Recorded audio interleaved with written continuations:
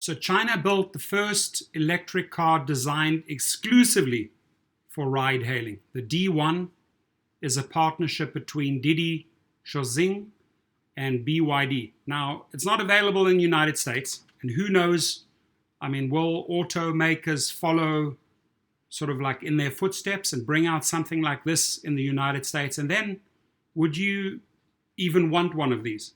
That's, pretty much my question here. After we go through this, can you see yourself driving one of these vehicles? So two of China's top companies have joined forces to design, develop, and build an electric car for the express purpose of ride hailing. The vehicle is an adorable, that's questionable, green hatchback called the D1, and it was developed by Didi Chuxing, the top ride hailing company in China that notoriously defeated Uber in 2016. Yeah, it's true that Didi really drove Uber out of the market.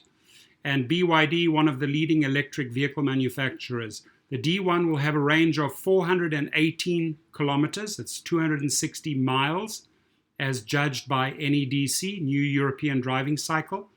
They also explain some of the more interesting design touches that make this vehicle particularly well suited for app-based ride hailing. There's some pictures. That's probably quite an attractive feature right there. There's a medium-sized screen on the dashboard as well as two more touch screens on the back of both headrests for passengers to access navigation and other information. There is one more smaller screen behind the steering wheel that serves as an instrumental cluster. The car comes with sliding doors to prevent riders from accidentally hitting passengers or cyclists. The driver's seat is extra comfy for extended use, and there's added legroom in the back seat. The paint job is described as avocado green, which is similar to Didi's shared bikes. The D1 will come with a level 2 driver assistance system that includes lane departure warning, automatic braking, and pedestrian collision warning. There will also be a driver monitoring system to ensure that the drivers keep their hands on the wheel and stay focused on the road. According to automotive journalist Greg Cable, the 5-seater D1 will feature a 136 bhp, 100 kilowatt electric motor and lithium-ion battery from BYD's Fuji factories in Chongqing. Hopefully I've pronounced that correctly. So there's a couple of more pictures there. The two companies started working together on a vehicle design project 2 years ago. Didi is one of the largest ride-hailing operators in the world, and it claims to deliver 10 billion trips a year. BYD is one of China's leading EV manufacturers.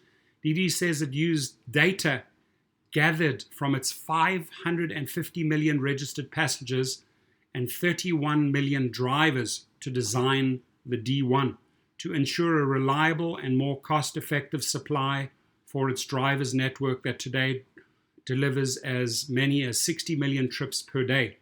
Didi China has been building a deeper automotive ecosystem for its core mobility service by establishing an extensive alliance with manufacturers, energy providers, and other industry players in the value chain, the company says. Automakers have designed cars for commercial taxi services for decades.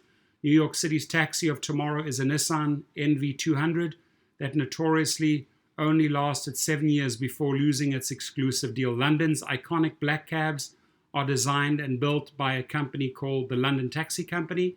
That company was bought by China's Geely in 2015 and now makes electric cars.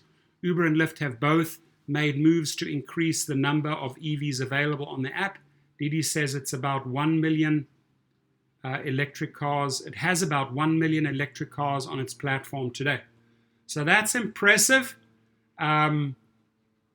Looks more like a US XL minivan, like the Sienna maybe, Honda Odyssey, or Nissan. What makes this unique, obviously, is the electric, the EV side of it. 260 miles is not much if you're putting in a long shift during the day. So you might see yourself, you know, recharging this at least once or twice a day. So your feedback here, I think, again, this is probably suited more towards the Chinese market. I can't see this really working out for the US market. I mean, we have such a variety of EVs and buses, minivans to choose from. Do you think this would succeed here in the United States? Now, Kova is my sponsor. Shout out. They start at $7 a month. It's a gig protection plan. If you get deactivated or wrongfully terminated, they have a legal arm called Legal Rideshare that sends out letters to Uber, to Lyft, to any of these gig companies to get you reinstated. It starts at $7 a month. It has 24/7 health service, paid time off. You get sick leave. You can advance yourself monies. It has automatic mileage tracking capabilities.